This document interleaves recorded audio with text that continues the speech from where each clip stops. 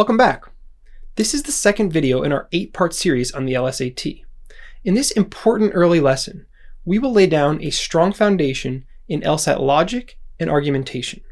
The concepts and skills that we discuss here will apply to the test as a whole, both to logical reasoning and to reading comprehension. Today, we're going to be talking about two major areas. The first is understanding the complex language on the LSAT. This is technically a precursor to the material on logic and arguments, but it's a necessary one. Reading LSAT language can be very difficult, and if you struggle to understand what's even being said, then digging into this logical structure and evaluating the arguments is going to be impossible. So we'll cover this part first, and I'll give you some advice for parsing the complicated language that you're going to be positively swimming in for the next few months. Next, we'll talk about arguments and the hidden logic lying behind what looks like just regular language. At its heart, the LSAT is about understanding arguments. The language on the test is fundamentally persuasive. We'll always want to be asking ourselves, what is the speaker here trying to persuade me of? How are they going about doing this? And how convincing are these attempts? But the persuasion on the LSAT is not about hucksterism or flashy appeals to emotion. Here, it's about supporting one's conclusions logically, and in this video, I will try to give you a better sense of what that means. But first, I'd like to give you an explicit preview of all of the skills that we're going to be introducing today. Don't worry if it seems like a lot at this point. There's actually some evidence from learning science that a little initial confusion can actually cultivate deeper understanding in the long term. By previewing what you're going to be exposed to later on, you'll be more likely to recognize the ideas when we get to them, and this will help to focus your attention and facilitate memory. When it comes to understanding LSAT language, we'll actually just focus on one major skill, finding claims. Arguments are made up of claims, which are sometimes hard to extract out of the wordy language on the LSAT. We'll use a nifty tool, the Bullseye, to focus our attention in the right way while reading, in order to understand which claims are being made. As we move on to logic and argumentation, there will be more skills to acquire. The first is recognizing relationships of support that hold between claims.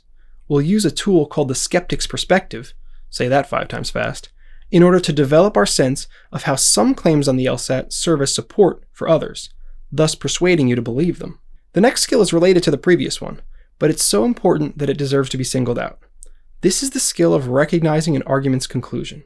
The conclusion is the bottom line, what the rest of the argument is meant to persuade you of. We'll use two tools, signal words and the SO test, in order to help us locate conclusions on the LSAT. Finally, we'll focus on a cluster of skills related to conditional logic. We'll learn how to build these fun little logic machines, which I call if-thens, and we'll see how using these can clarify important logical relationships in the text. For those of you who are engaged in self-guided study for the LSAT, I strongly recommend that you keep a notebook for this course. You won't have to take too many notes, and I'll even try to help you out by indicating with this symbol when I think there's something particularly important that I think you should write down. But if nothing else, keep a nice, neat, organized list of the skills that I highlight, which I will further emphasize with this symbol when they come up in the lessons. This will keep you focused in your preparation and give you a real path forward. For those of you following the more comprehensive program on the Insight training platform, you won't need to worry as much about taking notes, because the course of study there is organized largely around these same skills, and there are exercises that help you to develop them and track your skill level for you. Here's that list of skills again, if you want to pause the video and jot them down. And now, enough with the preliminaries.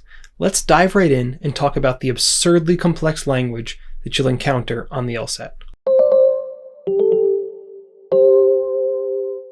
Here's a sample sentence to give you a flavor of what the language is like on the LSAT. Although Albert is a clever fellow who created these really interesting YouTube videos about the LSAT, I don't feel like watching them and would rather go to the beach, which is my favorite place, except for the mall, which is located by my house in the suburbs. Language on the LSAT uses challenging vocabulary in long, complex sentences, often filled with embedded clauses. Here's an example of language that's more typical of what you might actually see on the test. The mayor of our city claims that the city's roads are safe to drive on despite the numerous potholes, and hence that the recent public outcries are inappropriate. He also suggests that, rather than being used for road maintenance, public funds are better directed towards social services such as food banks and daycare centers. but the number of people who can access these services is limited by how easy it is to navigate the city, and since most residents have cars, this means that the extra funding will simply go to waste. The public's criticisms, therefore, are warranted. Notice a couple of features about this paragraph. First, some statements are nested within others through the use of the word that. The mayor of our city claims that blah blah blah, and hence that blah blah blah. He also suggests that blah blah blah. You're going to want to keep an eye out for the word that.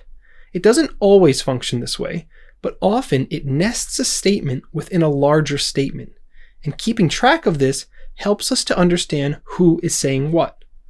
When it comes to claims made on the LSAT, you always want to be asking, who is the one making the claim? Is it the author of the text, or is it one of the characters featured in the text? The first sentence here has at least 3 distinct claims. The first is that the city's roads are safe to drive on despite the numerous potholes. The second is that the recent public outcries are inappropriate. And the third is that the mayor of our city is the one claiming these things. Indeed, this third one is actually the sentence's core. At its heart, this is a sentence about the mayor and what he said. The second thing I'd like you to notice about this paragraph is the sheer amount of detail. It's not just that the roads are safe. It's the city roads that are safe to drive on despite the numerous potholes. It's not just that public funds should be directed towards social services, but that they should be directed towards social services such as food banks and daycare centers, rather than being used for road maintenance. Frankly, the language on the LSAT gets considerably harder than this, especially since I've chosen this example specifically to avoid particularly abstract subject material. Just wait until you hit a passage about the principles underlying the utilitarian conception of morality. We can consider this passage about public funding to be of maybe medium difficulty, and a low medium at that, maybe 3 or 4 out of 10. Still, you can already get a sense of the complexity. So much information is packed into so little space. Yet on the test, you may only have a minute or 2 minutes to read through the passage, read the question that's asked about the passage, and then read the 5 answer choices, which themselves might be written with similar complexity. Then, of course, you have to figure out which answer is correct. This is hard to do, and the real danger is that you might get lost in your initial read-through. By the time you get to the end of a sentence, it can be easy to forget where you started. We need a way of staying focused and extracting information systematically when our regular reading style begins to fail us. Enter the Bullseye. This is a tool I've developed that's actually based on what I've noticed about my own reading style while trying to understand complex LSAT language. It's also something I've used in tutoring to help people who struggle to make sense of what they're reading. But first, a quick word of warning. In describing this tool and the associated skill of finding claims within complex language, I'm going to need to talk a little bit about grammar. I promise to keep this to a minimum. But talking about grammar is how we talk more clearly about language itself. And if you're struggling to read complicated passages, then a little bit of attention to grammar can actually help you to break things down, shake things up, and thereby make it possible to improve. Also, this is the only part of the course where we'll really need it, so bear with me for just a few moments. The basic idea of the bullseye is that every sentence has a core or a center, defined by a main subject and a main verb. That is, the person or thing the sentence is primarily about, and what that person or thing is doing. Once we've grabbed hold of the core, and we've locked it into our minds, and we know what we're talking about, we can realize that the rest of the sentence really just provides more information about the core, and we can usually understand this information as answering questions about the core, which, as you will see, is usually quite uninformative on its own. Let's take a very simple example. The brown dog with the shaggy hair chases a ball. What is the main subject of this sentence? What is it primarily about? The subject is the dog. This is a sentence primarily about a dog. And what does the dog do? What's the main verb in the sentence? Well, here it's actually the only verb in the sentence. The dog chases. So here's the sentence core. The dog chases. Now, we can understand everything else in the sentence as answering questions about this very simple, rather uninformative core. Which dog are we talking about? The brown one with the shaggy hair. And what is it that the dog is chasing? A ball. Let's try another one. The statue sculpted by Michelangelo is more impressive than the one sculpted by Donatello. Again, what is the main subject? Here, it's actually the first statue mentioned. And what is it that the statue is doing? In this case, it's actually a little tricky.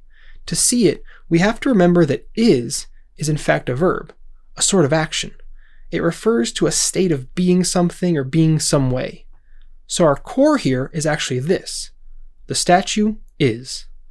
And we're definitely going to want more detail than that. Which statue are we talking about?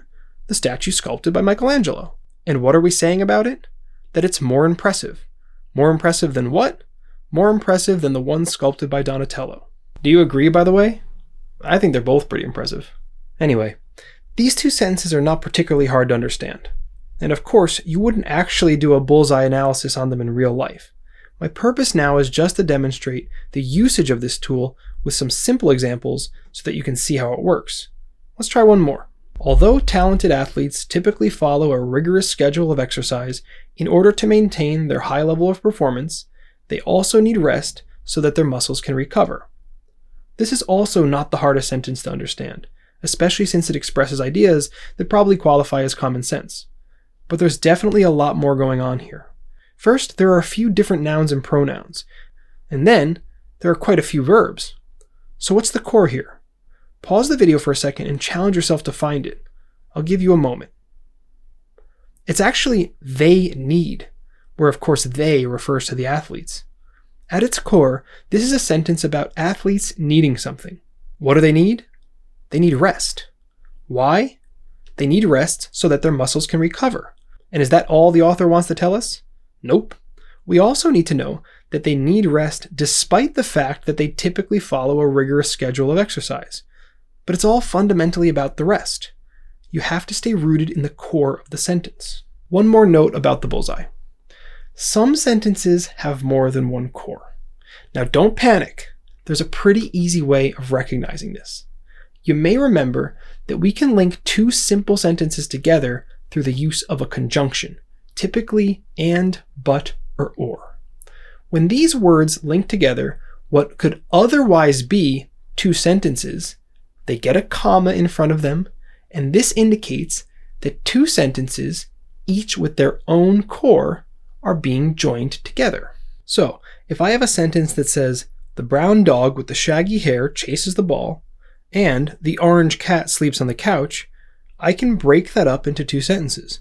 The brown dog with the shaggy hair chases the ball, and the orange cat sleeps on the couch. And each of these will have its own core. The dog chases, and the cat sleeps. Compare that to a sentence that says, I bought some bread and some cheese. Notice, no comma before the and. I can't break this one up and still have two complete sentences. Some cheese cannot stand alone as its own sentence. So there's just one core. I bought. What did I buy? Well, two things. Some bread and some cheese.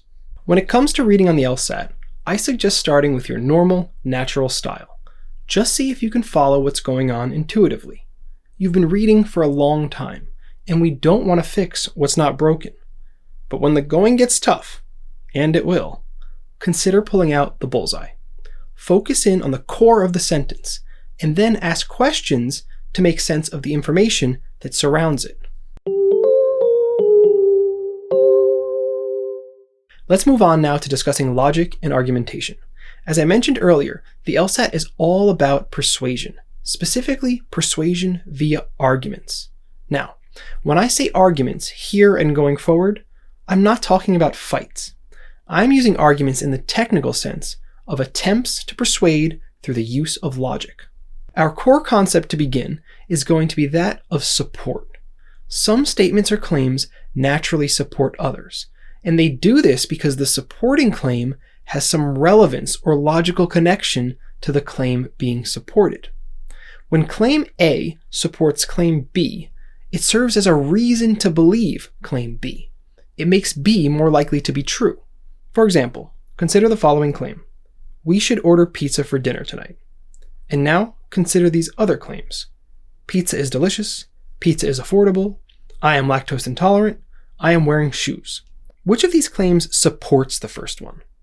Is the fact that pizza is delicious a reason to believe that we should order pizza for dinner tonight? Does it make it more likely to be true that we should order pizza for dinner tonight? I think so, yeah. Delicious things are great. Now, of course, it's not a decisive reason. There may be reasons not to order pizza that override the fact that it's delicious, but it certainly counts in favor of the proposal, and so it offers some level of support. How about the claim that pizza is affordable? Does that support the idea that we should order pizza for dinner tonight? It would seem so. Better to order something affordable than something unaffordable, right? Again, it's not decisive, but it counts in the first claim's favor. Moving on, I am lactose intolerant. Does this serve as a reason to believe that we should order pizza for dinner tonight? I don't think so. As long as you understand a few pieces of basic background information, like the fact that pizza typically has cheese on it and that lactose intolerant people can't digest cheese well, you can see that this claim actually works against the original one. Rather than supporting it, it actually supports its opposite, the claim that we should not order pizza for dinner tonight. Finally, I am wearing shoes. Does this serve as a reason to believe that we should order pizza for dinner tonight? Without more information, I don't see how it could. What does the fact that I am wearing shoes have to do with what we should order for dinner? The information is irrelevant. It neither supports the original claim nor its opposite. It just doesn't matter. Once we understand the idea of support, we can understand the idea of an argument. Put simply, an argument is a set of claims, where some claims function to support a main claim or conclusion. We can thus break down any argument into two parts: the conclusion, or bottom line, and the reasons, or the claims given in support of that conclusion. If we rearrange the claims from before, we can construct the following argument. Pizza is delicious, plus pizza is affordable, therefore, we should order pizza for dinner tonight. Here, two claims both independently serve as support for the conclusion, the main thing being argued for, or the bottom line that the author is trying to persuade their reader or listener of. You can think of the support relationship almost literally, as if the reasons are holding up the conclusion like the foundation of a building. Just remember that support is not just about quantity, but also about quality. Even a bunch of points in favor of something can be overridden by a single point against it if that opposing point is important enough. Now, let's consider another argument that's in the neighborhood. I am lactose intolerant, therefore, we should not order pizza for dinner tonight. Again, it's an argument. A reason is provided for a conclusion. Of course, it's a different conclusion than the first argument, but once we add that negation in the form of not, we can see that this is no less an argument than the other. Now's a good time to introduce a new tool. If the skill that we're trying to improve is recognizing relationships of support that hold between claims, then we can use what I call the skeptic's perspective. This one is simple. When trying to figure out if a certain claim is receiving support from somewhere else in the passage, ask the question, why should I believe that?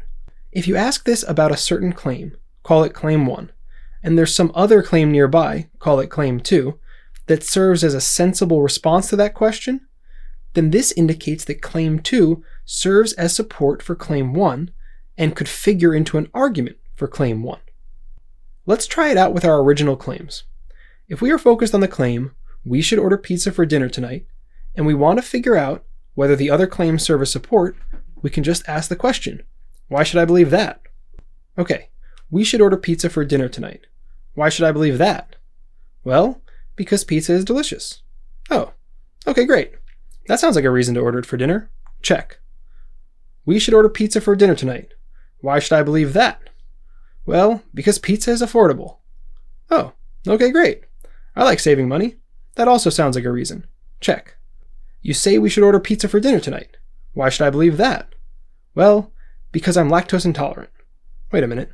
That doesn't make any sense. Not a reason. And finally, you say we should order pizza for dinner tonight. Why should I believe that? Well, because I am wearing shoes. Again, it's a miss. It doesn't answer the question, so it's not a reason. You can use the skeptic's perspective to search through text and find any relationships of support that might be there. You just point your gaze at any claim that you're interested in, ask the question, and see if there are any claims in the vicinity that answer that question. In the pizza example, the original claim received support from some of the other ones, but notice that there were no other relationships of support at play. If I'm considering, say, the claim that pizza is delicious. Notice that no other claim here supports that. You say that pizza is delicious. Why should I believe that? Because pizza is affordable? No. Because I am lactose intolerant? No. Because I am wearing shoes? No. Notice also that the original claim doesn't even answer this question. You say that pizza is delicious. Why should I believe that? Well, you should believe that because we should order pizza for dinner tonight. Well, that doesn't sound right. Hopefully you can hear that this actually gets things backward. In a moment, we'll move on to some more complicated material, and I'll leave it to you to figure out what to eat for dinner tonight. But first, I want to make one additional comment about one of the little arguments that we've put together so far. This is jumping ahead a little, but it's one of those moments of tactical confusion. I want to introduce an idea now, briefly, that we'll come back to in later lessons. Once we analyze and reconstruct arguments, we can evaluate them, and one important way of doing this is to think about what assumptions might be lurking in the background. Let's take a look again at this argument from before. Is the fact that I am lactose intolerant really a reason that we should not order pizza for dinner tonight? It sounds like one, but there's an assumption lurking in the background here. Remember, cheese is the real problem for someone with lactose intolerance. But not every pizza has cheese on it, especially these days. I actually used to live by a pizzeria that only served vegan pies, so there was certainly no cheese there. What this means is that this argument only works if we assume that the pizza in question has cheese on it. Now, by bringing out this assumption, exposing it to light, we're not necessarily trying to challenge the argument, nor are we trying to bolster it. What we're really doing here is just coming to understand this particular support relationship more deeply. The fact that I'm lactose intolerant only provides support for the conclusion that we should not order pizza if that pizza will have cheese on it. Now, we could go on further to explore this issue. We could check the menus of the restaurants we are interested in. And if they all have cheese, and they all insist on putting it on every one of their pizzas, then yes, we do in fact have a problem. But maybe there are lots of non-dairy options available, and in that case, this argument would be a lot weaker, because there's an obvious response to it. We can just order a pizza without cheese. So now we know what an argument is in its most basic form. It's a set of claims consisting of reasons given in support of a conclusion. When you encounter arguments on the LSAT though, the conclusions are not going to be neatly labeled for you, nor are the supporting claims going to be labeled. You'll have to figure things out for yourself. And that's what it means to say that the LSAT tests your ability to analyze arguments. And that's what we're going to move to now. To begin with, we'll start with the first step to analyzing any argument, finding its conclusion. To develop this crucially important skill, we'll introduce two new tools, each of which will be helpful in different situations.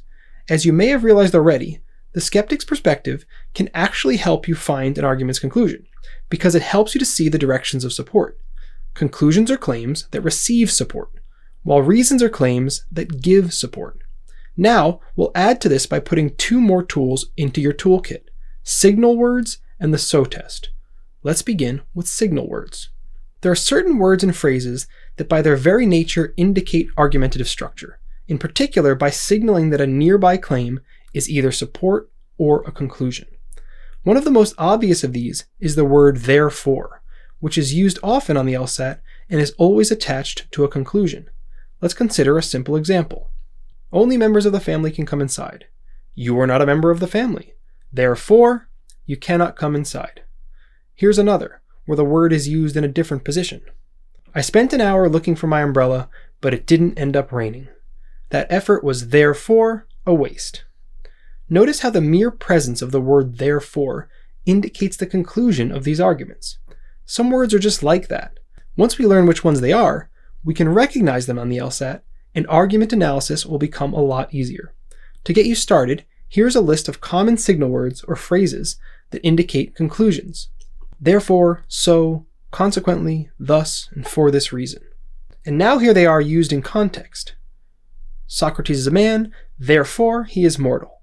She is a vegetarian, so she will not eat a cheeseburger. Only girls can play here. Consequently, Stephen has to play elsewhere. We never lost a game. We are thus the best team in history. I have taken every available LSAT twice. For this reason, you should have faith in my LSAT knowledge. Notice how these signal words all indicate conclusions. There are other words that signal support or reasons. Here's a list of some common ones. Because, since, as, due to the fact that, and again, for this reason. Yes, for this reason can point both toward conclusions and toward support. Let's take a look at these reason signaling words in context, and then I'll say more about this one in particular. Here are the reason indicating signal words in context. We can't come to the party because we have to take care of our dog. Since you love pizza so much, you should marry it. We should take the train, as that would be the fastest way to get there. I can't play basketball this weekend due to the fact that I hurt my foot. I have taken every available LSAT twice. For this reason, you should have faith in my LSAT knowledge. Again, notice how the signal words work. Before, they indicated a conclusion.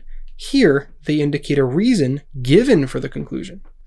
Now, I listed for this reason twice and also used the exact same example in order to make a point that guards against a common mistake people make with signal words, a mistake that the LSAT is designed to punish. It is useful to keep a list of signal words and to understand what it is that they signal, but don't get lazy. Especially don't use shortcuts like, whatever comes after the word therefore is a conclusion. English is structurally quite flexible, and these words can figure into sentences in all different positions. Plus, even if you know what they signal, you still have to stay active and think about what the words themselves say. Think about the phrase for this reason. It says the word reason right there, so we know that supporting language is somewhere nearby. But we still have to ask, what is the reason being specified with this word this? In our example, the reason is that I have taken every available LSAT twice. And what is that being presented as a reason for? Well, it's the statement that you should have faith in my LSAT knowledge. So here, it points backward to some support, but it points forward toward a conclusion. Something similar is actually true of most signal words. They tend to signal both support if you look in one direction and a conclusion if you look in the other. But don't try to come up with a bunch of rules for this. Just know that the signal words signal some important support relationships, and then just read carefully to figure out what's going on. Also, don't just assume that because a signal word is there, it automatically signals support. Sometimes the same words are used in different ways, where they don't signal support relationships at all. For example, consider the word so. Sometimes this word indicates a conclusion, as in our example, she is a vegetarian, so she will not eat a cheeseburger. Her vegetarianism is a reason that explains why she will not eat a cheeseburger. But sometimes so is used differently, as a sort of amplifier, like in the phrase, preparing for the LSAT is so exciting. Obviously, when it's used like that, so doesn't indicate any support relationships at all. Another example, since. If I say to you, they have been at my house since Friday, this word is just functioning to indicate a point in time, not a reason. So you've got to stay sharp. Use this list, and even add to it if you find others, but don't let it make you lazy. Now, if you're being careful, examples like the ones we just saw, with so and since, are not hard to catch. But there's a more serious issue that we've got to talk about when it comes to signal words, and this is one that the LSAT will exploit and try to trick you with. Are you ready for it? The same claim can function as a reason in the context of one argument, but a conclusion in the context of another. In other words, some arguments actually have little mini arguments within them, and the conclusions of these mini arguments, which we'll call intermediate conclusions, are themselves reasons for the argument's main conclusion. So what's the serious issue? What's the tricky part that we have to look out for on the test? Well, it's that signal words can sometimes signal intermediate conclusions instead of main conclusions. To see this, let's consider the following example. You should not vote for Johnston. He will not release his tax returns, so it is clear that Johnston is a dishonest person, and you should never vote for a dishonest person. Here we see the word so, and this time it is in fact a signal word. It's signaling a support relationship between a reason, the fact that Johnston will not release his tax returns, and a conclusion, that Johnston is a dishonest person. However, this conclusion is only an intermediate one. Do you see the argument's main conclusion? What is the bottom line that the author is trying to persuade you of? If you don't see how it all fits together yet, I recommend pausing the video and giving it a little extra thought. Okay, ready? The final conclusion is that you should not vote for Johnston. Let's take a look at a breakdown of this argument as a whole, since it's the most complex we've dealt with so far. We start with the claim that Johnston will not release his tax returns. We conclude, therefore, that Johnston is a dishonest person. This is an intermediate conclusion. We then add to this intermediate conclusion the following claim: you should never vote for a dishonest person. And we conclude on the basis of that, therefore, that you should not vote for Johnston. If we visualize this argument more as a support structure, we actually see that it will look a little different than the simpler ones we saw earlier. Notice that the fact that Johnston will not release his tax returns is being used as support for the idea that Johnston is a dishonest person. That alone justifies calling this latter claim a conclusion. But then this same idea is being used in conjunction with another to support the idea that you should not vote for Johnston. But notice, and this is crucial, that the final conclusion didn't have any signal word, while the intermediate conclusion did. This is an old favorite of the LSAT test makers. Time and time again, you'll see these red herrings, signal words that don't actually indicate the argument's main conclusion. So you have to be careful with signal words. They always tell you something. They reliably indicate support and conclusions, but you have to ask yourself, is it an intermediate conclusion that's being signaled, or is it the main conclusion? Now, another related issue is that sometimes there are no signal words at all. How can you find the conclusion of the argument then?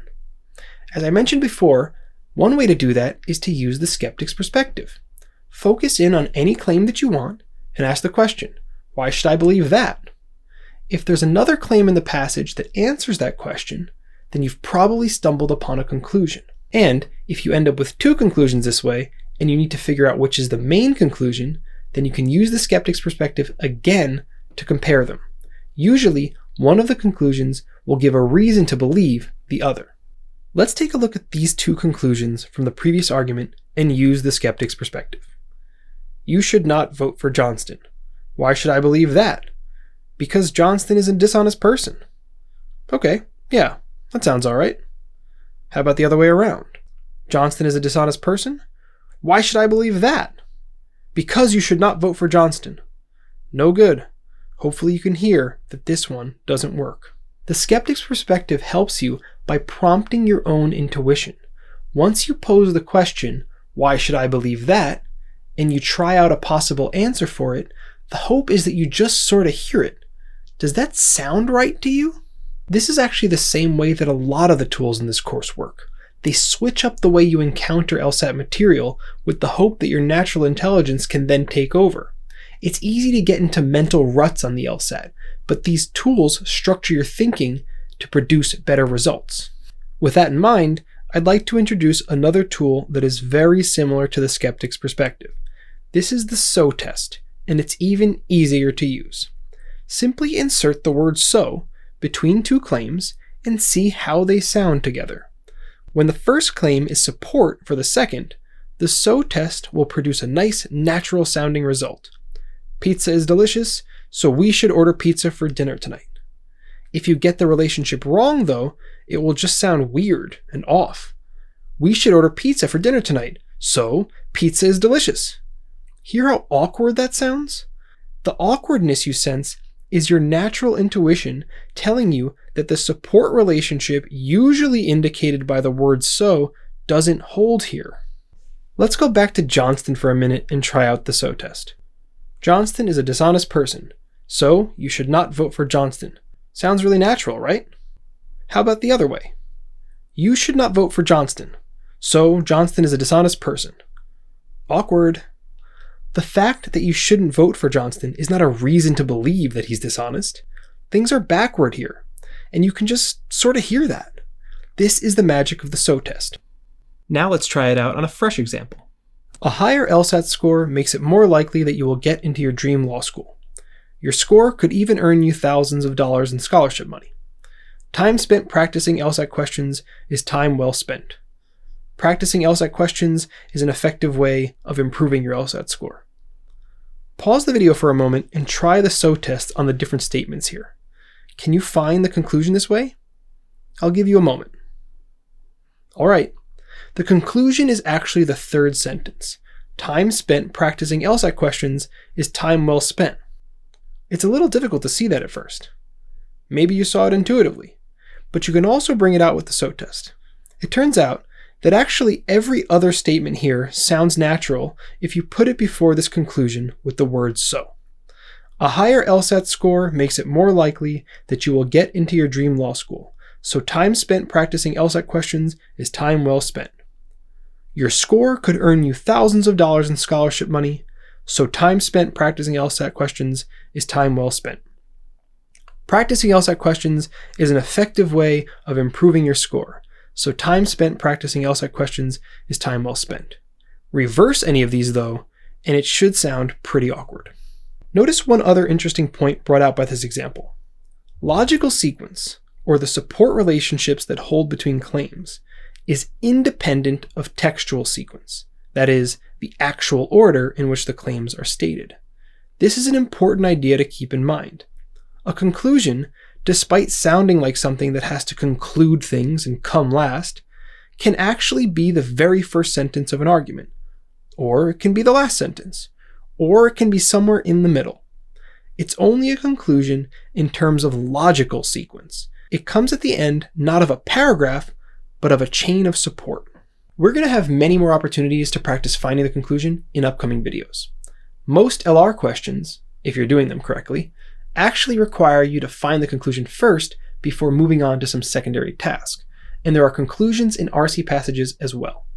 By practicing this skill over and over, you'll get better at reading for argument, and soon the support relationships and the logical sequence that they create will start to become clearer to you. So far, we've talked about reading complex LSAT language, support relationships that serve as the backbone of arguments, and how to find an argument's conclusion. Let's move on now to our final topic, conditional logic, and how you can effectively use symbols to represent and understand it. As we have seen throughout, not every argument is a strong one. Sometimes the supposed reasons simply don't support the conclusion at all due to a lack of relevance. Other times, questionable assumptions are operating behind the scenes. And even when neither of these problems is occurring, it can sometimes feel like arguments are really just a matter of stacking up reasons on one side or the other of some question or proposal. Pizza is delicious. Pizza is affordable. We should order it. Yes, but pizza is unhealthy, and I just had pizza yesterday. We should not order it. Indeed, sometimes it is like this, but other arguments work a little differently. They end up being a lot tighter because they use something called conditional logic. To begin understanding this interesting topic, let's start with a famous example from philosophy. Claim 1. Socrates is a man. Claim 2. All men are mortal. Third claim, or conclusion, Socrates is mortal. What's going on here is that a deduction is being made from a universal claim, that is, a claim about all members of some category, on the basis of a claim made about an individual member of that category. To put it more simply, we find something out about all men. That's claim 2. We also find out that we're dealing with a particular man, Socrates. That's claim 1. And then we can apply what we know about all men to Socrates. And suddenly, as if through logical magic, we have a new claim. Socrates is mortal. This is a classic example taught in philosophy classrooms everywhere. And Socrates is an intellectual hero of mine. But I've got an even cooler example for you. Claim 1. All mammals have body hair, at least at some point in their lives. Claim 2. Dolphins are mammals. Conclusion. Dolphins have body hair, at least at some point in their lives. This is actually true. Baby dolphins are born with little hairs on their snouts, though they lose them shortly after birth. But some species, like the Amazon river dolphin, actually keep the hair throughout life. Look. Whiskers. Anyway, back to the argument. Because of the way logic works, the conclusion here has to be true. This is because each of the other claims is true, and the conclusion just follows as a matter of inference. All mammals have body hair. This is definitional, part of what it means to be a mammal. And dolphins are in fact mammals. Ask a biologist. So the conclusion just falls right out of that. If we ever found a dolphin that never had hair, it would mean that we'd have to revise something upstream in the argument. Maybe that dolphin is somehow not a mammal? Or if it is, then I guess it's not true that all mammals have hair. See what I mean by a tighter argument? This isn't a matter of just stacking up reasons. It's a matter of inference made on the basis of universal statements. Because they enable these sorts of inferences, universal statements are extremely logically powerful. But what you might not realize is the relationship that universal statements have to something even more powerful: conditional statements.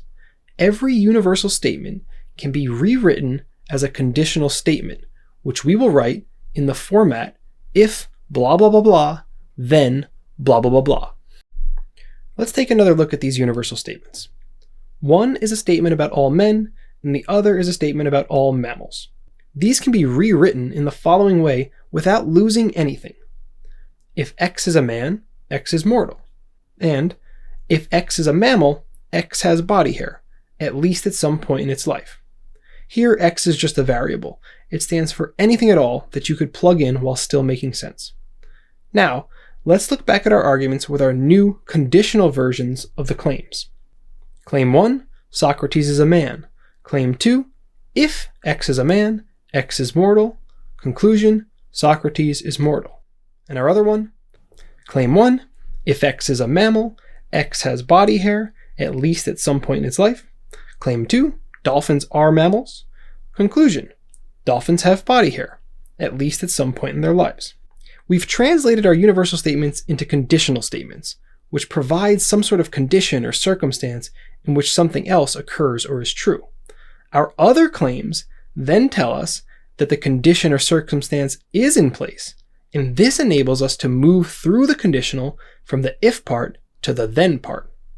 Here are some other more mundane examples of conditionals. Notice that sometimes the word then is omitted.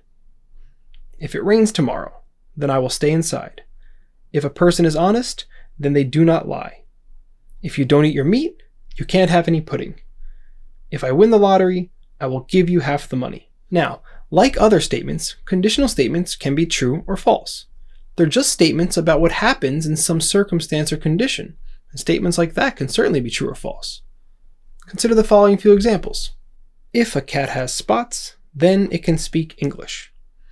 If something is made of glass, then it is indestructible. If you show up to an official LSAT exam in your pajamas and twirl around 3 times, then the test administrator will instantly award you with a perfect score. These are all blatantly false. The fact that the last one is about the future doesn't make it any less false. Statements about the future are true or false all the time. And let me assure you, this one is false. It ain't gonna happen. When a conditional is false, it's pretty much useless. We can't actually learn anything at all from it. Importantly, we can't learn anything about, say, its negated version. Don't make this mistake. From the false statement, if a cat has spots, then it can speak English, we can't conclude that if a cat doesn't have spots, then it can't speak English. I mean, look, no cat can speak English, at least not any real ones. But that's not something we know because our original conditional is false. A false conditional pretty much tells us nothing. It's junk. But if the conditional is true, then we can create something truly wonderful. A little logic machine known as the if-then. This will be our final tool for this lesson. It's probably the most challenging to use, but perhaps it's also the most powerful. As with so much else, mastering it will take practice. But there are certain questions on the LSAT that almost can't even be done without it, and yet become almost trivially easy with it. So this is definitely a tool you'll want to spend some time with. To use the if-then, you'll need to translate specially qualified sentences into statements that take the form if blah blah blah, then blah blah blah. Once you do that, you can represent the relationship like this, with a little arrow. And once you have things represented this way, you make it very easy to work with what otherwise might be very cumbersome sentences and relationships. The reason is that as soon as you find out that you have what you need on the left side of the arrow to activate things, you instantly get to conclude what is at the other end. Let's look back at the dolphin argument again. We can symbolically represent claim 1 like this. If mammal, then hare. Or, if we want to be even more economical, if M, then H. Think of this like a little input-output machine, one that works perfectly. If you put the thing on the left in, you absolutely, every time, get the thing on the right out. So now we have claim 2, the fact that dolphins are mammals. This is the input we need for our machine. No longer do we just have a machine that processes M's into H's, but we actually have an M to process. That's the dolphins. Being a mammal is what we needed to get our machine going, and dolphins are mammals. So now the machine is activated, and out the other side, we get the property of having hair. Dolphins are mammals, M, so dolphins have hair, H. Here's another example. Every time it rains, Albert goes to the library. Can you see that this is really a conditional statement in disguise? We can rewrite it like this. If it rains, then Albert goes to the library. And then we can make our little if-then machine. If R, then L. And now, suppose one day you're sitting at home and you look out the window and you notice that it's raining. With your if-then machine in hand, you're now ready to answer an otherwise unrelated question. Where is Albert? And of course, I'm at the library. Rain goes in, a library comes out. We've got rain, so we've got library. One more example. All chickens were hatched from eggs. We translate it. If X is a chicken, then X was hatched from an egg. Or, if C, then E. Now, say you're walking down the street, if-then machine by your side, and you see a chicken. If nothing else, what do you know about it? You know that it was hatched from an egg. I hope you're getting a sense of the basics here, because we're about to turn up the difficulty and see what else our if-then machine can do. Let's go back to the library example and think about it from a different angle. Suppose we've got our if-then machine up and working. If R, then L. It's working perfectly. Now, instead of looking out the window one day, let's say you're in the library. For the purposes of this example, there's only one library in the world, and you're in it. And you look around, and you check all the tables, and you check all the stacks, and you check the bathrooms, and I am nowhere to be found. What do you know now? Take a moment and think about it if you need to. What can you conclude now? Pause the video if you don't see it yet. I'll give you just another moment. Alright, so tell me, how's the weather? One thing's for certain, it's not raining. Even if the library has no windows and you don't check your phone, you know from the fact that I am not there that it must not be raining outside. Because remember, we stipulated that our if-then machine was built on the basis of a true conditional. Ladies and gentlemen, what we've got here is nothing short of a logical revolution. Remember, the if-then machine works perfectly. You put the input in, you get the output out. This is helpful when we have the input because it allows us to get the output. Remember the dolphins with hair? But the if-then machine is also useful when we fail to see the output. Because remember, it works perfectly. If we don't see our output, it means we must not have had our input. This is what's called the contrapositive of a conditional statement. Every if-then machine that you build comes with a second if-then for free. All you have to do is draw out the contrapositive. To do this, you just negate both claims, the one on the left and the one on the right, and then flip them, leaving the arrow in place. This is a simple formula, but it should also be intuitive as well, and I don't want you to get lazy, so think about it again. You didn't get your output, so you must not have had your input. But that's the same thing as saying that if you don't have your output, then you don't have your input, and that's just another if-then. Let's go back and look at some of our examples. If it's raining, then Albert is at the library. If Albert is not at the library, then it is not raining. If X is a chicken, then X was hatched from an egg. If X was not hatched from an egg, then X is not a chicken. If X is a mammal, then X has hair, at least at some point in its life. If X does not have hair, at least at some point in its life, then X is not a mammal. If a person is honest, then they do not lie. If a person does lie, notice that the original claim had a negative, so this is actually its negation, then they are not honest. Now, it's important to remember that the contrapositive is the only thing that you can draw out from a conditional. Before mastering this idea, many people get confused about this. Let's take a look at the chicken example once more. If X is a chicken, then X was hatched from an egg. And the contrapositive? If X was not hatched from an egg, then X is not a chicken. You only get two starting points here. You can start from knowing that X is a chicken, or you can start from knowing that X was not hatched from an egg. Notice that you cannot start, however, from knowing that X was hatched from an egg and conclude that X is a chicken. Maybe X is a duck. Those are hatched from eggs. Similarly, you can't start from knowing that X is not a chicken and conclude that X was not hatched from an egg. Again, what if you have a duck? Not a chicken, but yes, hatched from an egg. Do not make these extremely common mistakes.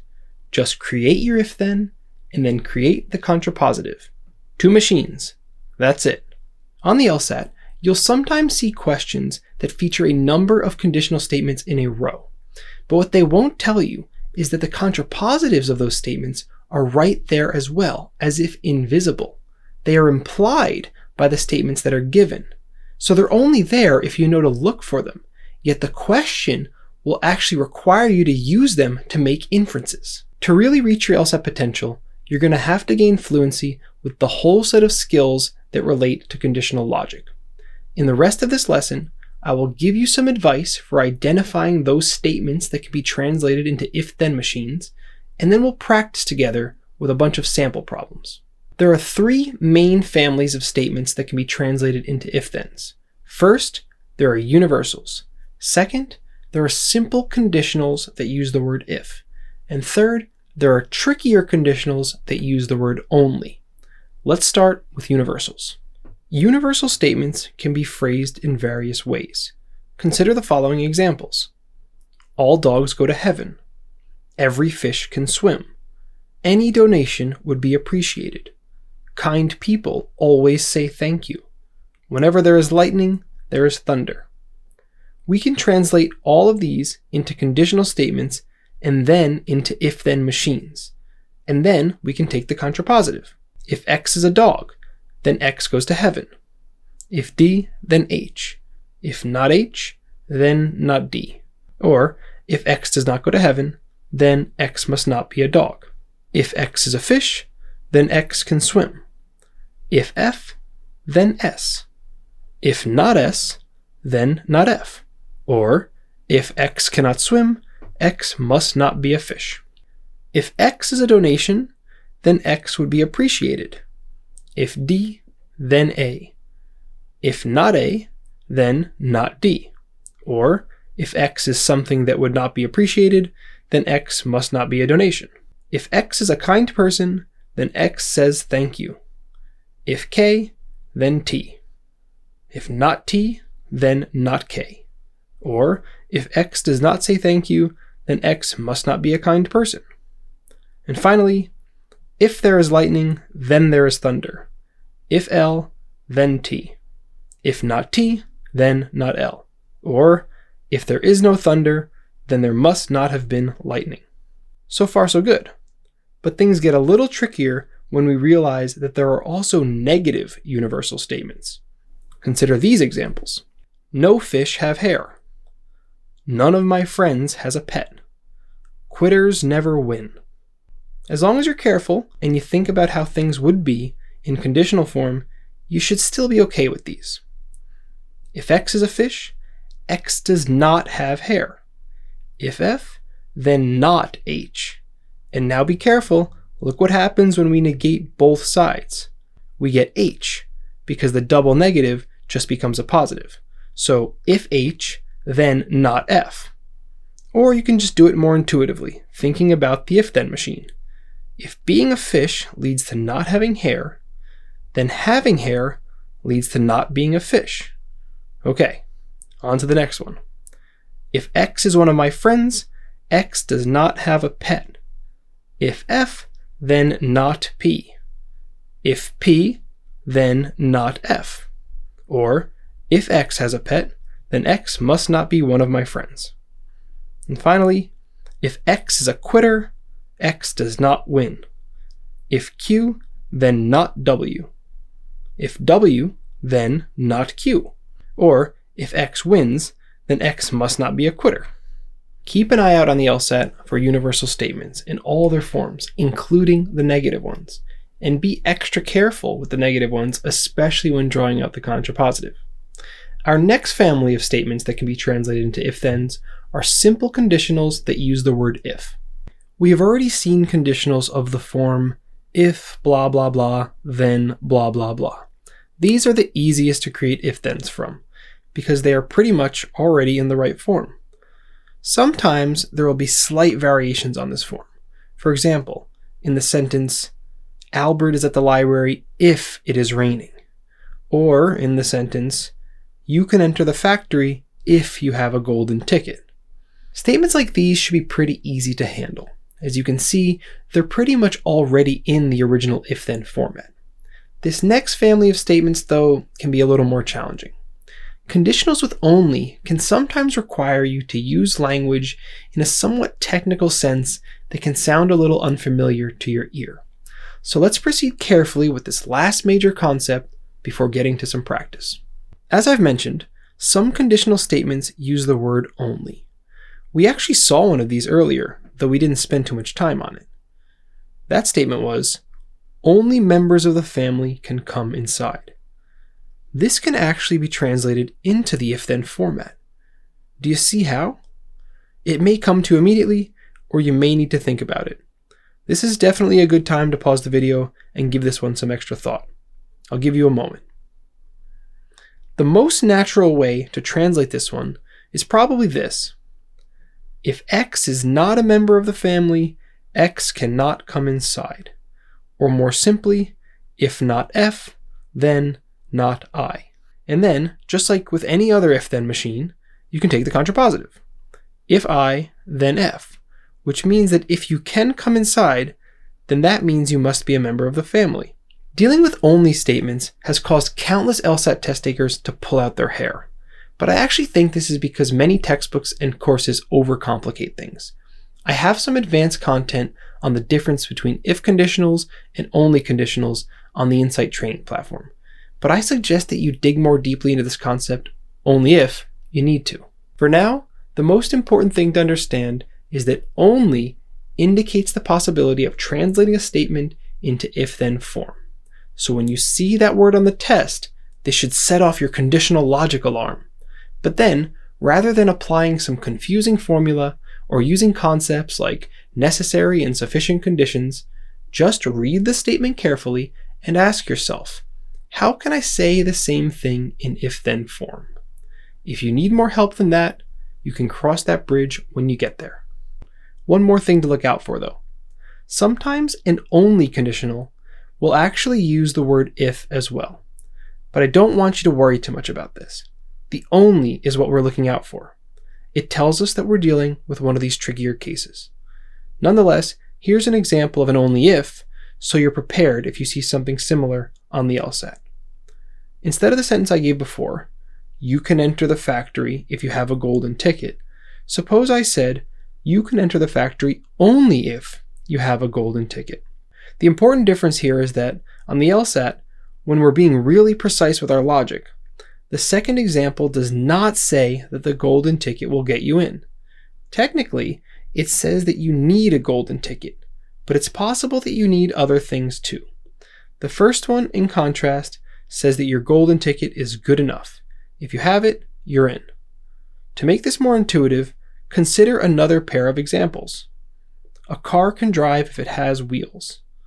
And a car can drive only if it has wheels. Is it true that a car can drive if it has wheels?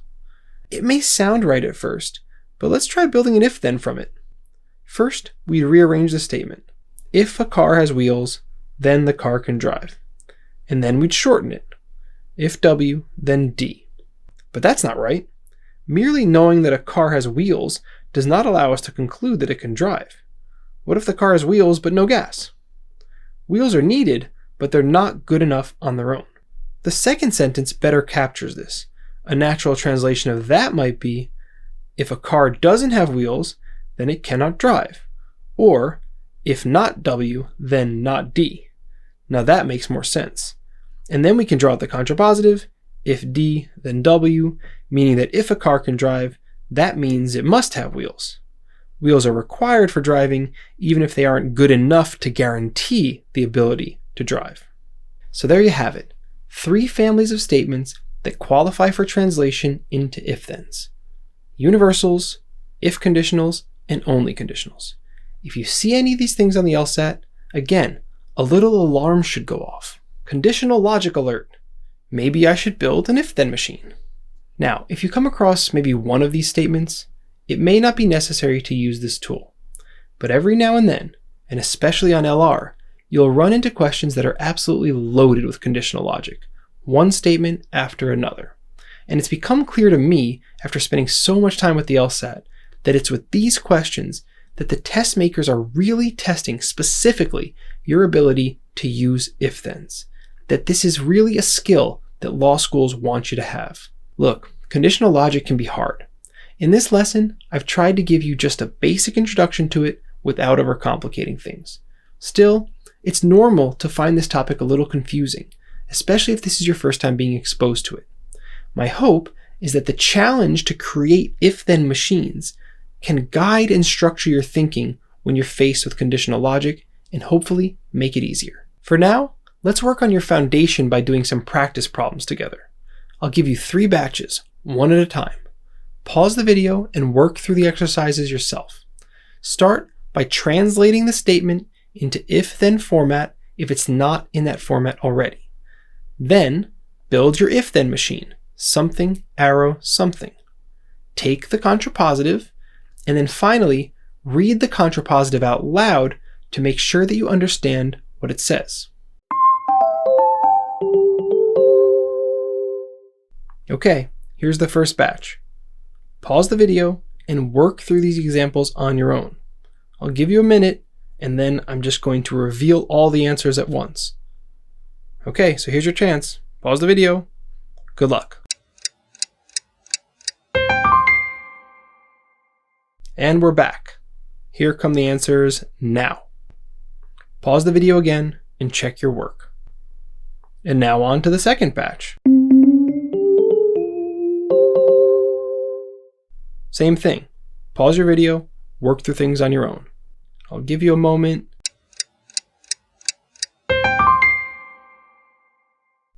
And here come the answers now. Pause your video, check your work. Of course, that last one is a trick question. I just wanted to make sure you're paying attention. Sometimes we use the word if casually to mean something like whether or not. It actually doesn't indicate conditional logic in these cases. And now on to the final batch. Beware additional tricks now that you know what I'm capable of. Again, pause your video and work through things on your own. I'll give you a moment.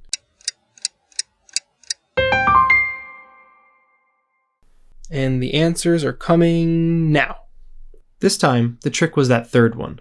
Not every statement that uses the word only can be translated into if-then form. That last one, if you watch these videos and you pay attention, then you will learn something. It's not really a trick question. It's just a more challenging one. And it's something that I chose not to cover before.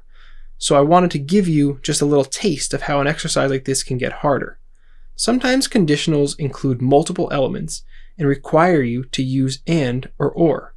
Frankly, being good at this used to matter a lot more when the LSAT had logic games on it. Now you're much less likely to need this ability. So I consider it another one of those cross that bridge when you get there sort of things. If you come across an example like this later in your practice, let that be an opportunity for growth. For now, just focus on the fundamentals and see how far they will take you. Let's wrap up now with a summary and some concluding remarks. We began our lesson today by talking about complex LSAT language and how to parse it. We introduced the Bullseye tool in order to help you focus your attention on the sentence core and then understand the rest of the sentence as providing additional detail. This tool will help you develop the skill of finding claims within complicated LSAT passages. This is helpful because claims are the ingredients of arguments. Remember, an argument is a set of claims that consists of reasons that provide support for a conclusion. The conclusion is the main thing that the author or speaker is trying to persuade you of. When discussing arguments, we focused on two related skills: recognizing support relationships and finding the conclusion. And we introduced three tools: the skeptic's perspective, signal words, and the SO test, in order to help you develop these skills in various circumstances. Finally, we talked about conditional logic, which operates in some of the strongest arguments. The skills that we focused on included recognizing the presence of conditional logic, translating sentences into the if-then format, and drawing out the contrapositive. Our main tool was the if-then machine, which, once built, clarifies the logical relationships and allows you to easily make inferences. The material in this lesson was general in nature. It applies all across the test. So hopefully, we set down a strong foundation today. This lesson is probably the densest in the whole series. If this is your first time being exposed to some of these ideas, it's normal for you to feel a little confused. Going back and rewatching any parts that you still feel hazy about can be very clarifying, so feel free to do that. And when you're ready, meet me in the next lesson, Lesson 3, where we'll start to talk specifically about the logical reasoning section and the types of questions that you'll find there. This will give us a chance to apply what we learned today. I'll see you there.